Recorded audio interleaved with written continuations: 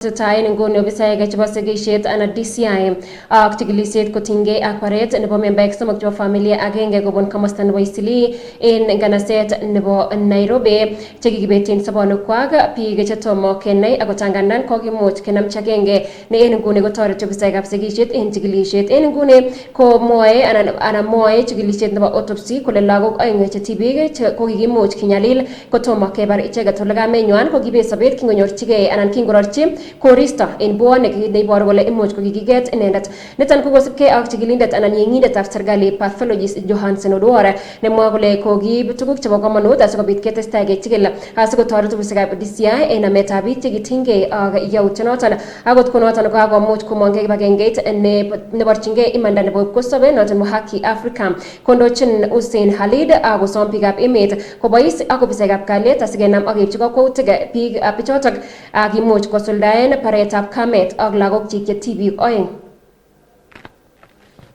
And which have been found also in a separate scene, but upon trying to reconstruct and looking at the body of the late Dabu, looked like the hands were hers. So though we preliminarily we think it's the hers, we just taken samples of DNA just to be sure, but they were hers. We've taken samples for further analysis, which can also help us in investigations. We are asking the public to cooperate with the police by sharing any information that they may have. Yeah. What is clear is that there were CCTV cameras and in different places. There were witnesses here and there.